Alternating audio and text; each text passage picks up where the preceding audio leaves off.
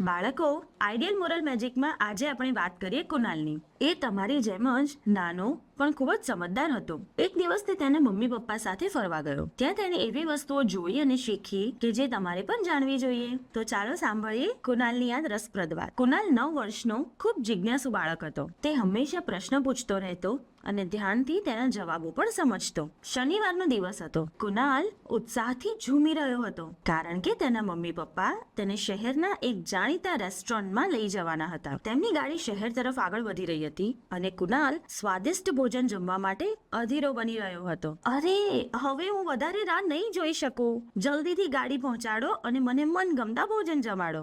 આવું તેણે હસતા હસતા એના પપ્પાને કહ્યું. જ્યારે તેઓ રેસ્ટોરન્ટ પહોંચ્યા ત્યારે કુનાલે દિવાલ પર એક સાઇન બોર્ડ જોયું. તેમાં લખ્યું હતું, શુદ્ધ અને આરોગ્યપ્રદ ખોરાકનો અધિકાર. તેણે બોર્ડ તરફ ઇશારો કરતા મમ્મીને પૂછ્યું, મમ્મી, પેલા સાઇન બોર્ડમાં લખ્યું છે તેનો અર્થ શું થાય? તેની મમ્મીએ તેને હસીને કહ્યું, તેનો અર્થ એ છે કે રેસ્ટોરન્ટે બધાને શુદ્ધ, તાજો અને તંદુરસ્ત રાખે તેવો જ ખોરાક પીરસવો જોઈએ. જ્યારે આપણે ખોરાક માટે પૂરતી કિંમત ચૂકવીએ છીએ ત્યારે સારો ખોરાક મેળવવો એ આપણો અધિકાર છે. કુનાલ જાણે સમજી ગયો હોય તેમ તેણે માથું હલાવીને હા પાડી. અંદર જઈને તેણે તેની મનપસંદ ડીશ મંગાવી અને મોજથી જમ્યો. તેણે આસપાસ બીજા ટેબલ પર જોયું. એક ટેબલ પર એક બાળક ખાવાની ચીજ વસ્તુઓ સાથે રમી રહ્યો હતો, થોડુંક ગંદુ કરતો હતો અને તે જમવાનું નીચે ફેંકતો પણ હતો. કુનાલે તેના પપ્પાને ધીમેથી કહ્યું, પપ્પા, જુઓ પેલો છોકરો ભોજનનો બગાડ કરી રહ્યો છે. તેના પપ્પાએ આ જોયું અને કહ્યું, ખરેખર ખોરાક સાથે રમવું એ યોગ્ય નથી. આપણને સારું ભોજન મેળવવાનો અધિકાર છે, પરંતુ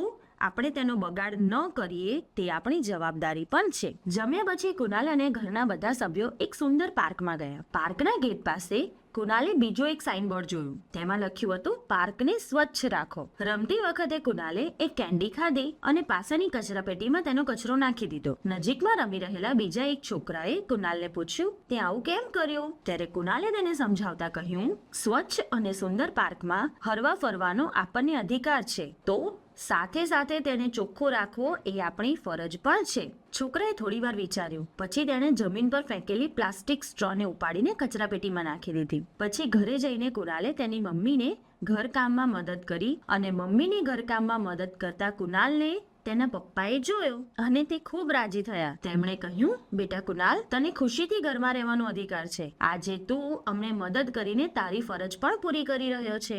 રાત્રે કુનાલ સુવાની તૈયારી કરી રહ્યો હતો ત્યારે તેણે તેના આખા દિવસ દરમિયાન કરેલા કાર્યો વિશે વિચાર્યું. આજે તેને એક મહત્વનો પાઠ મળ્યો હતો. દરેક અધિકાર સાથે એક જવાબદારી ચોક્કસ આવે છે. બાળકો, આ વાર્તા પરથી આપણે શીખ્યા કે આપણે એકબીજાને મદદ કરવી જોઈએ, અન્નનો બગાડ ન કરવો જોઈએ અને આપણી આસપાસ ચોખ્ખાઈ રાખવી જોઈએ.